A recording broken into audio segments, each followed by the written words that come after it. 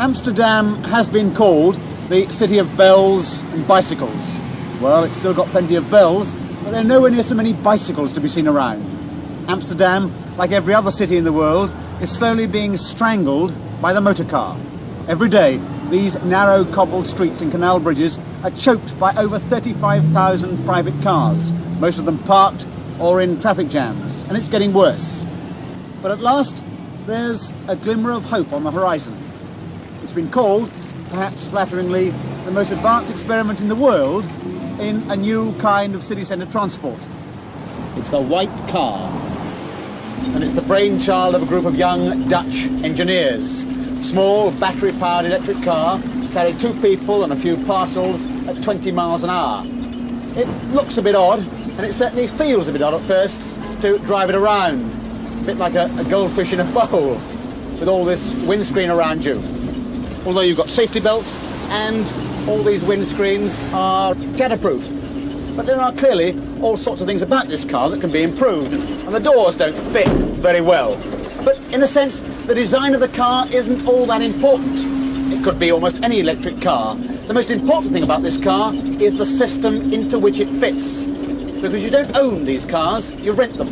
It's a sort of self-drive taxi.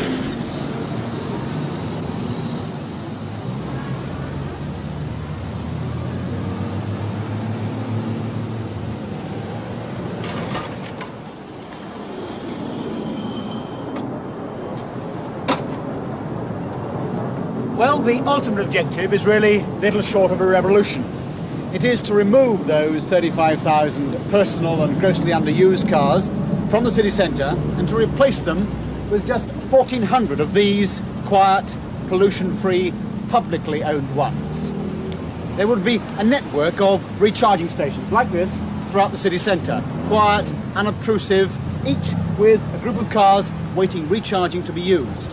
Now the idea is that the system should be totally self-financing.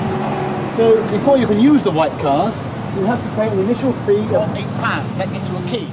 To get a key for your bike costs another £4. So you're in the city centre, you want a car to go to the office or shopping or to the cinema. You walk to your nearest station and you plug your key into a meter which tells the central computer who's taking the car. Then you plug the key into the car and it's yours for as long as you want it.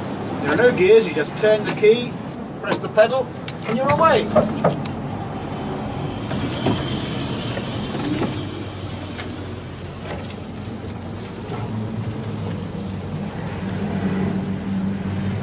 From now on, you're being charged 1.5p per minute. Now, their research has shown them that most city centre journeys would be about 10 minutes long if it weren't for all these terrible traffic jams. So that's about 15p per journey. That doesn't seem too much to pay for the privilege of going when and where you want, because that's the big advantage that the white car system has over other forms of public transport. It gets rid of the worst effects of the private car and yet retains its big advantage, individual freedom. The only restriction is that you have to pick it up and park it at a white car station so it can recharge for the next person who wants to use it. But that's the dream, and I'm afraid it's a very, very long way from being realised. After 5 years of campaigning and lobbying, just 5 stations are almost completed, carrying 35 cars. And if they work well for about 3 months, then 15 stations will be built with accommodation for 105 cars. It's come up for a lot of criticism. Taxi drivers, as you might expect, hate it. Amsterdam City Council has been decidedly cool. And Dutch drivers, well, they're the same as most other drivers in the world. They're addicted to the power and luxury of their private cars now, so they tend to treat the whole thing as a bit of a joke, a bit of a white elephant, in fact.